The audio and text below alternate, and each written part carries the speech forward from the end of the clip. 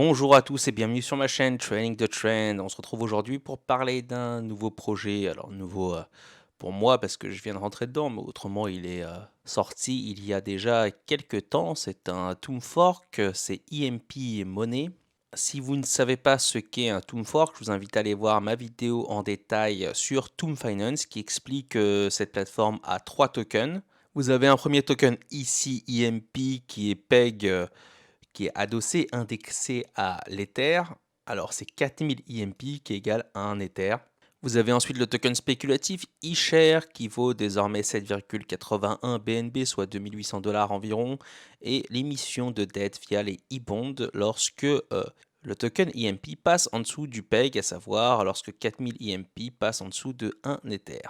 Sur ces plateformes-là, j'ai essayé de revoir ma stratégie et de voir quelle est l'approche la moins risquée sur une plateforme déjà très risquée. Là, simplement, je vais m'exposer au prix de l'Ether comme si j'étais sur un marché dérivé de celui-ci, avec le risque en moins, bien sûr, de ne pas être liquidé, c'est-à-dire la plateforme peut s'écrouler. La première fois que je me suis intéressé à cette plateforme, ça valait 10 millions environ en TVL. Là, on est à 50 millions. On est dans un marché qui corrige et EMP pour le moment arrive à conserver sa valeur et même à augmenter sa TVL au cours du temps. Alors ça c'est la partie Tomb Fork. Encore une fois, si vous ne savez pas de quoi je parle, je vous invite à aller voir la vidéo précédente.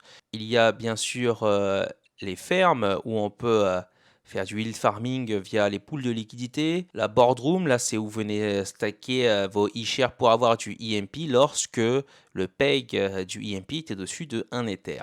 Ce qui change ici, c'est que vous avez aussi quelque chose qui ressemble à Drip Finance, avec en plus de la loterie, à savoir si vous faites une pool de liquidité EMP Ether. Alors ça se passe sur la BSC, il n'y a pas besoin d'aller sur la chaîne Ethereum.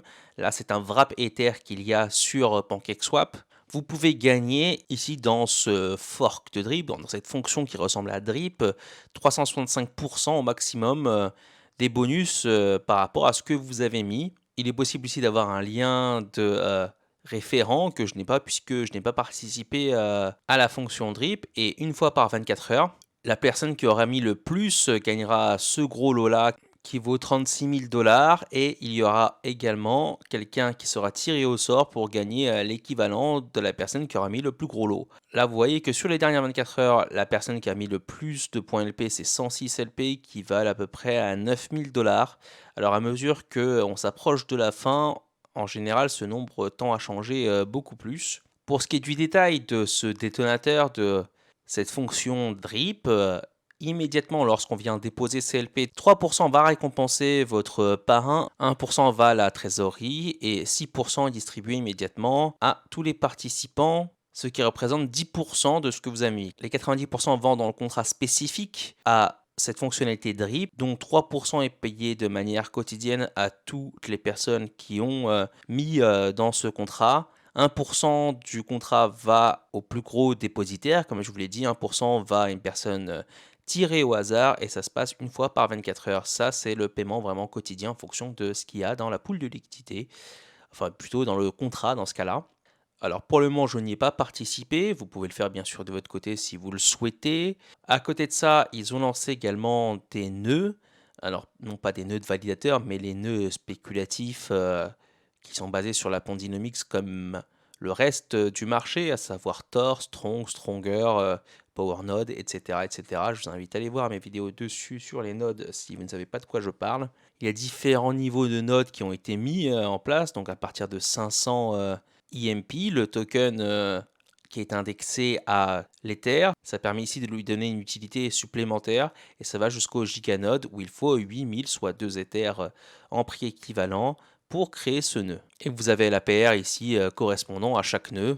Pour ma part, ce que j'ai fait, c'est que j'ai créé une pool de liquidité EMP ETH et que je l'ai mis dans l'autovault, à savoir YieldWolf. Vous le voyez ici, j'ai créé ça il y a très peu de temps et en une journée, j'ai gagné 0,2%. Les PY est très changeant sur cette pool. Là, on est à 600%, ça baisse, c'est normal puisque le marché est en train de descendre. Parce que vos récompenses sont données en eShare, le token spéculatif, qui est ensuite revendu pour ma part dans ce cas-là pour refabriquer de l'Ether, du wrap Ether sur la BSC et de l'EMP. Pour le moment, ça m'a l'air d'être l'investissement le plus intéressant sur la plateforme, dans le sens où j'ai plus de récompenses que les nodes et que le drip, simplement en démantelant, ma pool de liquidité. Le risque, bien entendu, c'est que le token, n'arrive pas à maintenir son peg, par rapport à l'Ether. On va aller voir, ça, comment ça se passe. Je vous ai tracé ici la ligne, d'indexation de peg qui a 0, enfin, je ne sais pas combien de 0,2500. Comment je l'ai obtenu? C'est assez simple, j'ai fait 1 divisé par 4000 puisqu'il faut 4000 tokens EMP pour arriver à un Ether. On est proche de cette indexation depuis déjà un moment. On va regarder ça depuis combien de temps exactement? Depuis le 20 février. Ça fait 2 mois et demi qu'on arrive à tenir le PEG, à voir quand on va descendre une nouvelle fois avec le marché qui est extrêmement baissier. On arrive à maintenir ce PEG pour le moment. Bien sûr, si vous allez spéculer sur le e-share, il y a potentiellement plus de gains, mais également potentiellement plus de pertes assez rapides puisque c'est le token spéculatif. Mon expérience passée sur Toom me fait me diriger essentiellement sur la pool de liquidité dite stable, entre guillemets, sur celle qui est indexée à un token de référence. D'ailleurs, je l'ai fait également pour Based, pour être exposé au fantôme, et sur Based, c'est indexé sur le Toom et le Toom était indexé sur le Fantôme. Là, on est légèrement au-dessus, donc on est quasiment au peg pour Base. Quant à Toom, je pense qu'on doit être en dessous du prix de Fantôme légèrement. Voilà, vous le voyez, on est en dessous en ce moment du peg. Ça, c'est l'historique de Toom. Globalement, on arrive à tenir le peg, même s'il y a des périodes où on va en dessous, et plusieurs fois, on a promis la mort de cette plateforme. Pour le moment, c'est toujours resté en place. Il y a d'ailleurs toujours du travail fait sur cette plateforme. Encore une fois, je vous invite à aller voir ma vidéo sur Toom Finance si vous voulez en savoir plus. Je ne dis pas que c'est le truc à faire, hein. Simplement c'est ce que j'ai fait dernièrement. Et je l'ai fait là via Yield Wolf, comme vous pouvez le voir.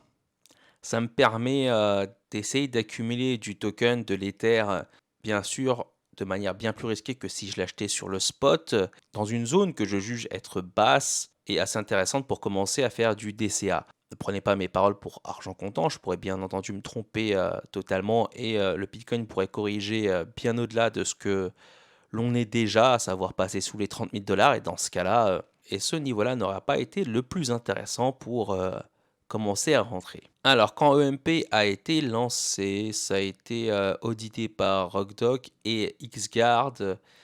Il n'y avait pas les nœuds, le détonateur et le staking qui viennent sortir de l'Ether. Là, on peut acheter du wrap Ether, où c'est en gros de l'Ethereum simplement sur la BSC, avec en sous-jacent le BSC qui garantit le prix de 1 pour 1 du wrap Ether par rapport à l'Ether.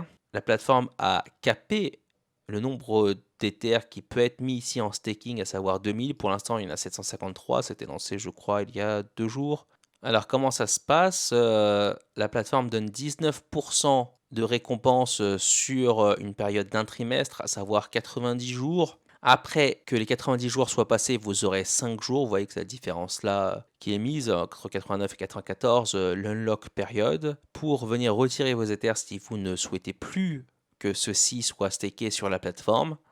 Et si vous venez composer vos intérêts, les 19% par trimestre, vous arrivez à 100% d'APY. En ce qui concerne l'espace Toom, à part Toom Finance et ce qui est lié directement, à savoir Based, le reste m'a l'air quand même assez risqué. C'est le cas aussi pour EMP, même si j'apprécie de voir qu'il y a du travail continuel qui est fait, en sachant que quand c'est sorti, ce qui a été audité seulement, ce sont les éléments d'un Toom Fork, à savoir le farm, la boardroom. Ça, c'est l'audit de XGuard. Vous pouvez voir que c'est vraiment les éléments de base d'un Toom Fork qui ont été vus, et globalement, il n'y a pas eu de problème révélé par l'audit. Pareil pour Rockdoc. Ce qui a été vu uniquement, ce sont les pools de liquidité EMP, ETH et eShare BNB. Il n'y a pas d'éléments sur ces pools de liquidité-là de Rockpool. Et les pools de liquidité sont lock pour cette période-là. Alors, je ne sais pas combien ça fait en année, mais ça en fait un paquet.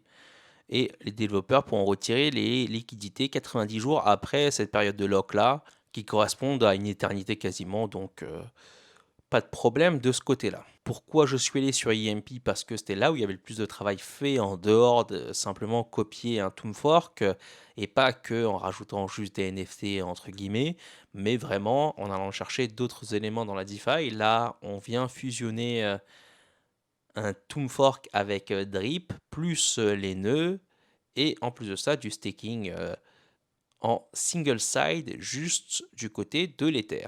Si je vais regarder du côté du token spéculatif, l'eShare, on commence à avoir des divergences en daily qui apparaissent.